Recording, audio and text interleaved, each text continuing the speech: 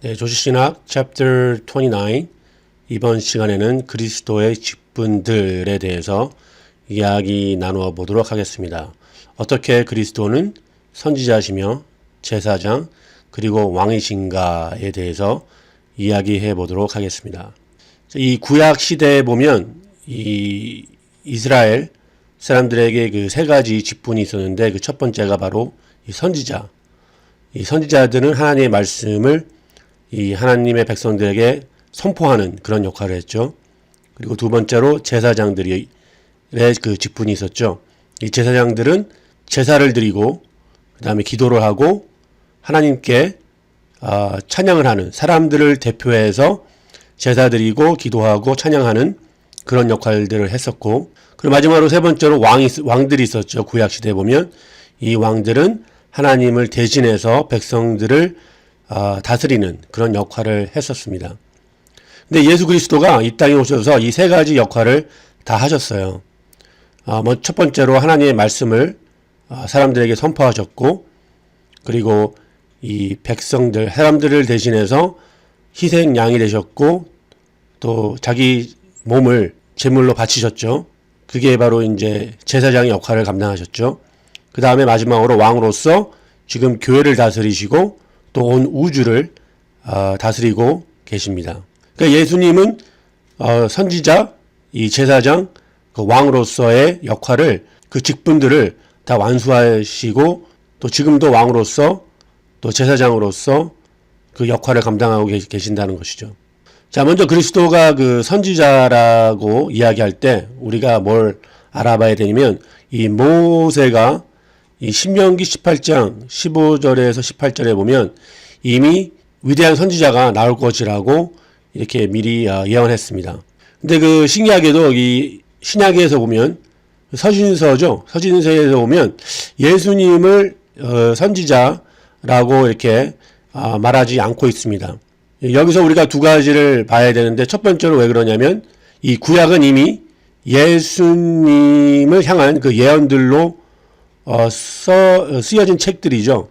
그래서 이 구약은 앞으로 오실 그리스도를 이미 예언하는 그런 책들이었고, 그리고 신약에서는 이 사도들이 그 예수님을 보면서, 그 예수님의 그 생애를 보면서 어떻게 이 교회가 또 본을 받아야 되는지 또 그렇게 사도들이 예수님의 삶을 통해서 우리에게 접근하고 있었죠. 그리고 두 번째로는 예수님은 이 말씀을, 어떠한 계시를 전해주는 그런 메신저가 아니고, 그 예수님은 바로 하나님 그분이셨기 때문에 그 말씀이 그 예수님으로부터 나온다는 그런 소스였죠. 그래서 예수님께서는 보통 말씀하실 때 어떻게 말씀하셨냐면, 내가 너희에게 말하노니 라고 이렇게 말씀하신 것이, 그분 자신이 하나님이시고 그분 자신이 그 말씀이셨기 때문에 하나님의 말씀을 사람들에게 선포하신 것입니다. 자, 그리고 예수 그리스도가 제사장의 그 역할을 우리가 이야기할 때 이 첫 번째로 뭐를 알 수 있냐면, 예수님이 온전한 그 제물로서 우리의 죄를 위해서 바치셨죠.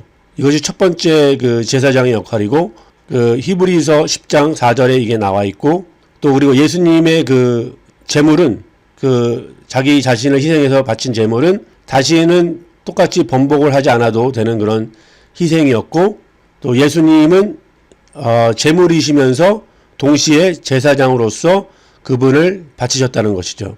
그 두 번째로 예수님은 우리를 항상 계속해서 하나님께로, 아버지께로 인도하시는 그런 제사장적인 역할을 하고 계신다는 것입니다.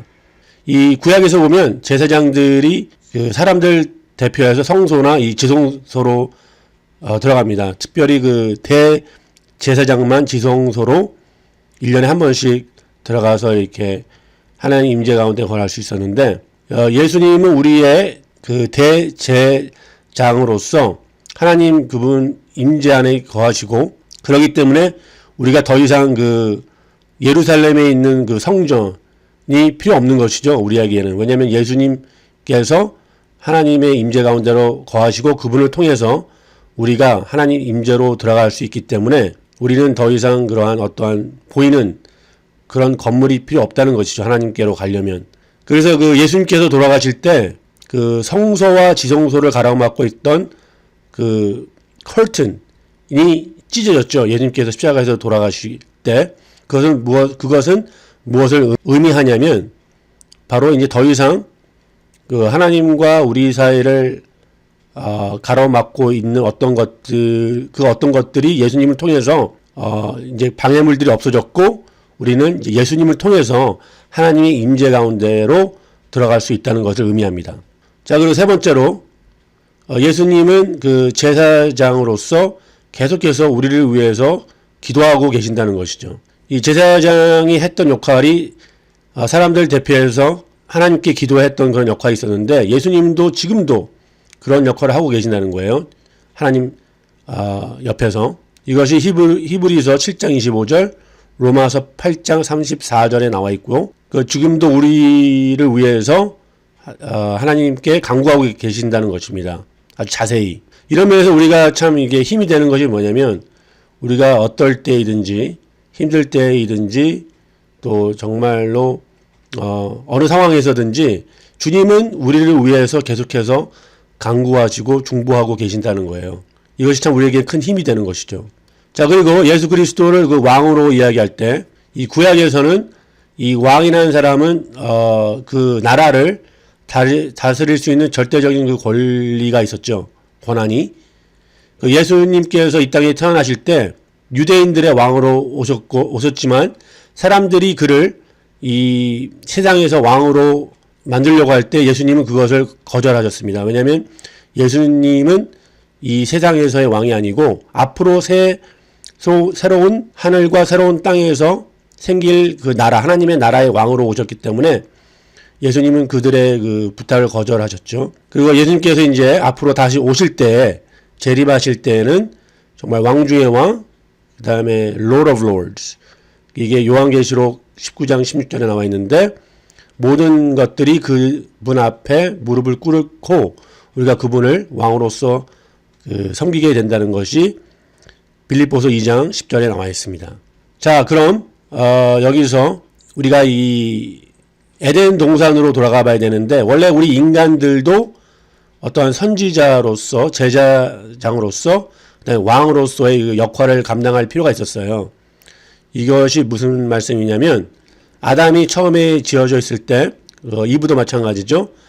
그 아담과 이브가 이 선지자적으로서 어떤 역할을 해야 되냐면 아담과 이브는 죄를 짓기 전에는 하나님에 대한 올바른 지식이 있었다는 것이죠. 그리고 그것들을 그 진실 안에서 서로 선포해야 되는 그런 의무가 있었습니다. 그리고 제사장으로서 이들은 하나님께 감사를 드리고 하나님께 경배를 드려야 했고 또 아담과 이브는 왕으로서 하나님께 지으신 그 만물들을 다스릴 수 있는 그런 권한을 주셨죠. 근데 이게 죄가 들어오면서 이런 역할들이 파괴된 것이죠. 그러나 우리가 이제 예수 그리스도를 믿는 크리스천으로서 이런 역할들이 어느 정도 회복이 됐다는 거예요. 그리고 우리가 예수님을 닮아가는 사람들로서 이러한 세 가지 직분들을 우리가 감당해야 되는데 먼저 선지자적인 면이 어떤 면이 있냐면 우리가 복음을 선포해야 된다는 것입니다. 담대히 하나님께서 주신 그 복음 말씀을 담대히 선포하고 또 우리가 제사장적인 역할이 있죠. 우리 베드로전서 2장 9절에 보면 우리는 왕 같은 제사장이라고 이렇게 말씀하고 있습니다. 그렇기 때문에 우리가 우리의 삶을 주님께 제물로 바치는 모습으로 그렇게 살아야 되고 또 우리가 중보 기도를 해야 된다는 것이죠. 제사장처럼. 또 그리고 우리는 왕처럼 어떠한 예수님 안에서 다스릴 수 있는 그런 권한이 있는데 어떤 면에 그래서 우리가 영적인 싸움에서 이 악한 영들을 우리가 예수님의 이름으로 다스릴 수 있어야 한다는 것이죠. 그리고 어떤 그 교회에서 받은 직분이나 또 가정에서 또 직장에서 우리가 우리의 맡은 그런 직분으로 주님께서 원하시는 대로 다스릴 수 있어야 한다는 것입니다. 자, 여기까지 조지시나 챕터 29이었고 다음 시간에 또 찾아뵙도록 하겠습니다.